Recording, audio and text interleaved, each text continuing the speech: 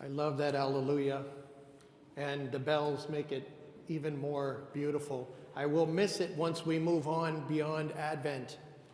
And we've come to the fourth Sunday of Advent. We've lit the fourth candle.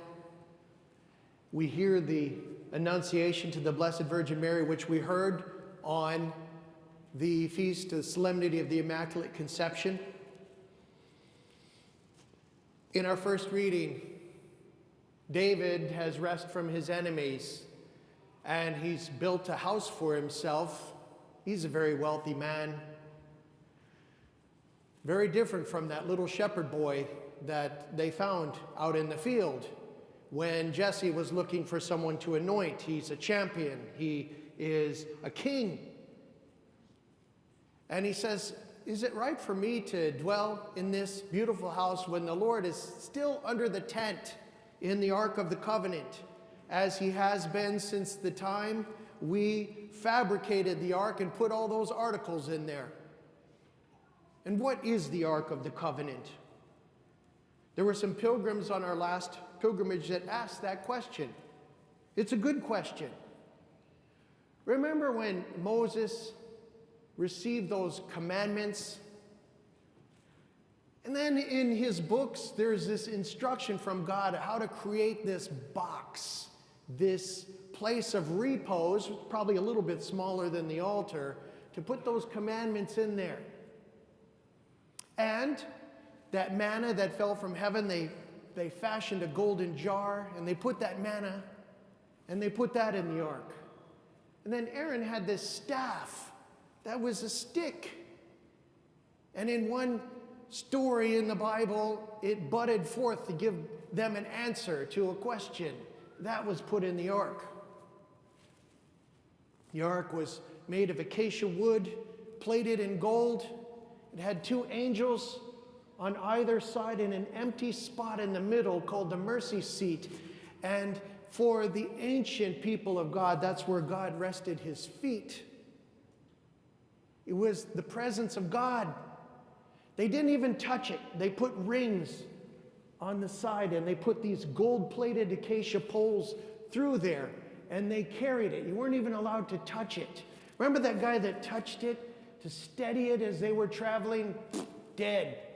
Dead. And they had this for centuries, and it was under a tent. Made special tents for it. Eventually brought to Jerusalem by David. Then he says, let me build a house. And at first Nathan the prophet says, okay, you go ahead. And then Nathan does some further discernment with God. He says, no, David, you got too much blood on your hands. It will be your son that builds the temple. And he lays up all these materials for his son. Talents and talents of gold and silver and special wood. He stacks it all up. And then when Solomon comes of age, they build the temple. And that temple stood for a very long time until it was destroyed by enemy invaders. And then it was rebuilt. And then from that, they rebuilt it again until we're in the time of Mary. The Ark disappeared from history after the Babylonian exile. In 2 Maccabees, it says that Jeremiah took the Ark and hid it on Mount Nebo. Mount Nebo, if I've got my directions correct, is east of Jericho. So when Moses and his company arrived to see the Holy Land, they were up on Mount Nebo, and they're looking there, and they could see Jericho, and they could see the Jordan. But Moses wasn't allowed to go beyond Mount Nebo. So it's on that mount that it could be buried or hidden. Some say it was destroyed.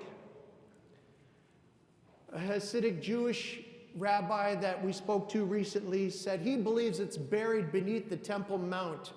There's a series of tunnels under there, and it's buried there. There was a show on, I believe, National Geographic, and the Ethiopian Orthodox Church, a monastery in Ethiopia, claims that they have the Ark, and that one of the monks keeps watch with it frequently, but they won't let anybody inside to see. The Ark is gone. The angel goes to Mary. In the time of Mary, the Ark was gone. Now, the people of God thought that it was in the temple, but years later, after the resurrection, when the Roman oppressors broke into the temple and went behind the screen of the Holy of Holies, nothing was there, they recorded. The Ark was not there. It was gone from history. The angel goes to Mary and says, "Hail, full of grace, will you be the new Ark of the covenant? Will you choose to be the place where the bread of life will repose, the place where the law will reside, the place where he will rule the earth with a staff? Will you be the new Ark?" That's why we have these two readings set one beside another. Will you be the new Ark?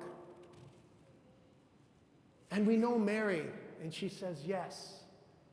But she doesn't understand what's happening.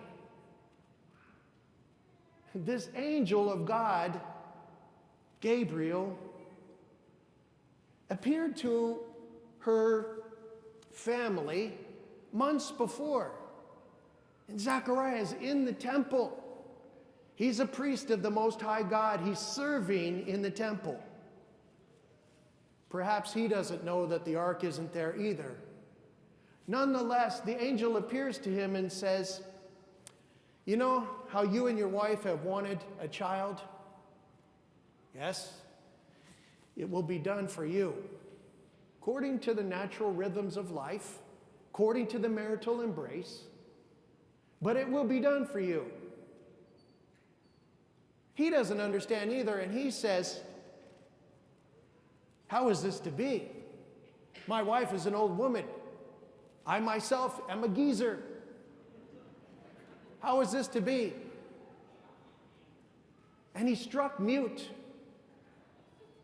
He said, "You will be mute." The angel says, "You will be mute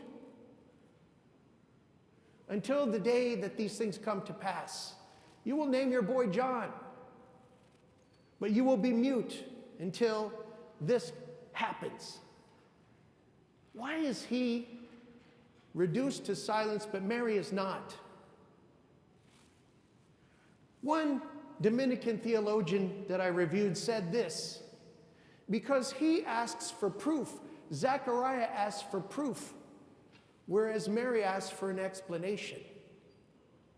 Zechariah said, "Show me."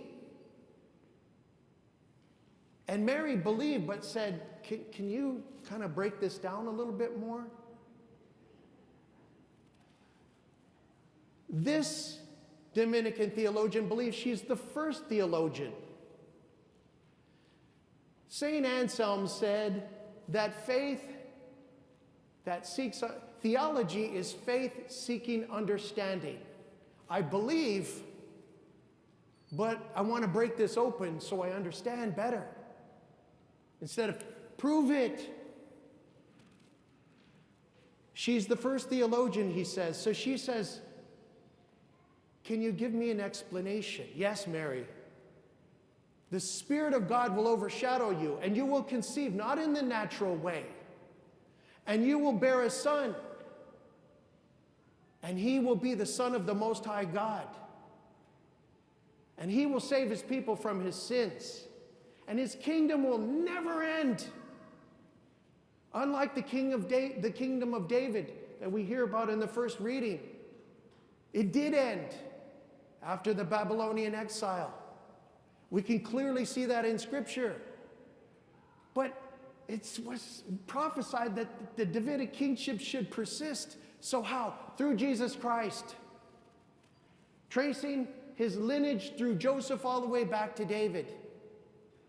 And when even an adoptive father names a son, that son becomes his own kin. She asks for an explanation, and she receives it. Faith seeking understanding.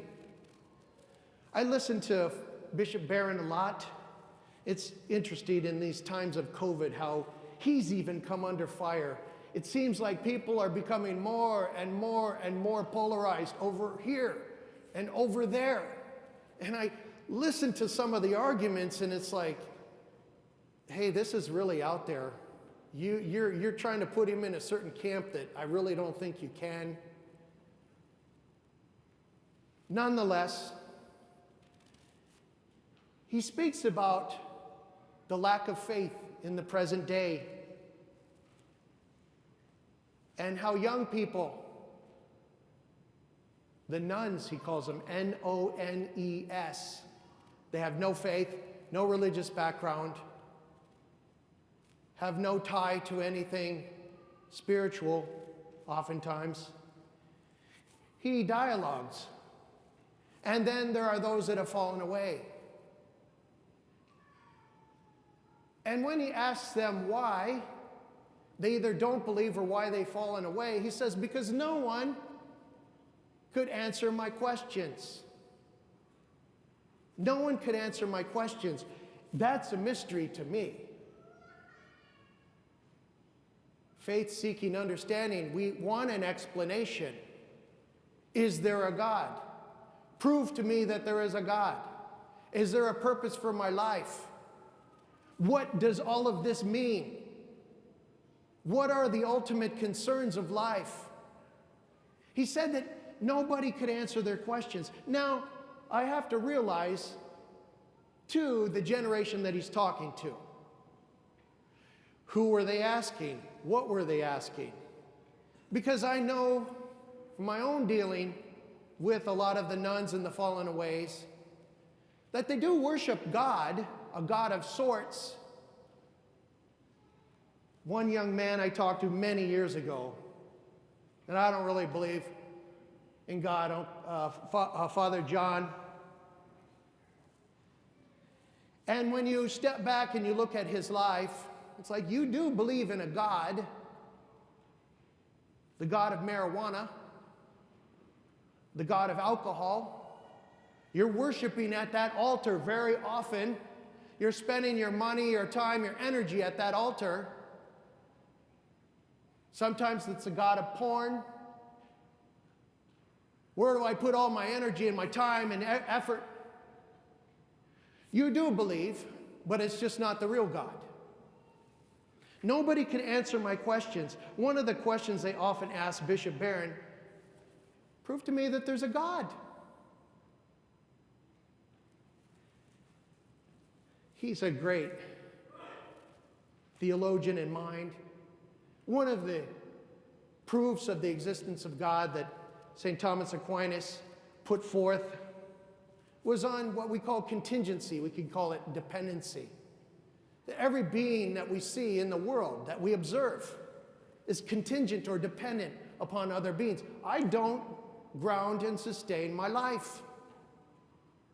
Somebody just dropped off food for me at the rectory on the front bench this morning. I need food. I need water. I need air. I need other people. All these things. I'm not self-sufficient. I remember one of the things that my dad tried to teach us when we were growing up is to be self-sufficient. And he meant, as far as money and so forth. But studying theology, it's like, yeah, Dad, I'm not self-sufficient. I'm dependent. And if I don't have those things, I go out of existence.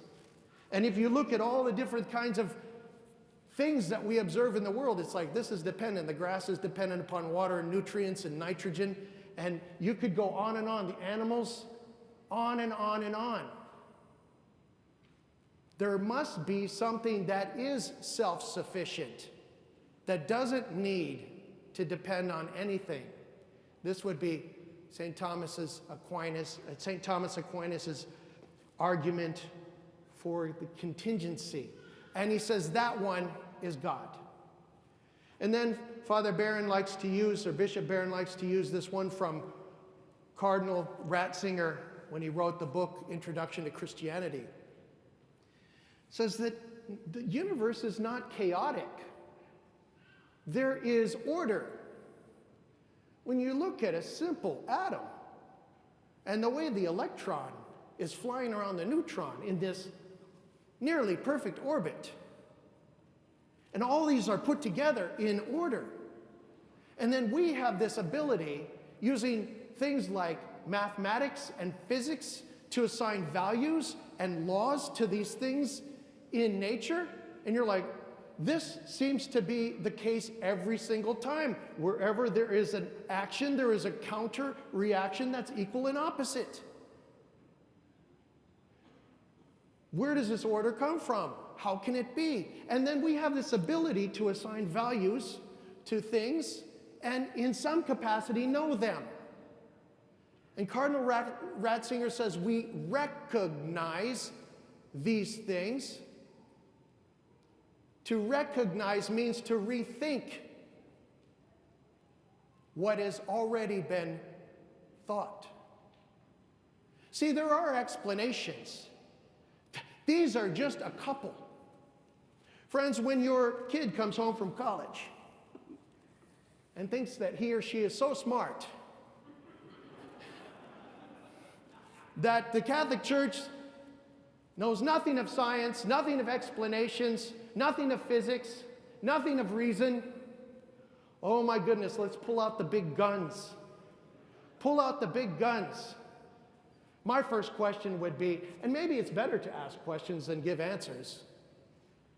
What's that observatory on Mount Graham? What's that?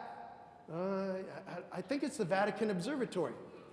Who's up there looking at the heavens? I don't know. Priests. Priests.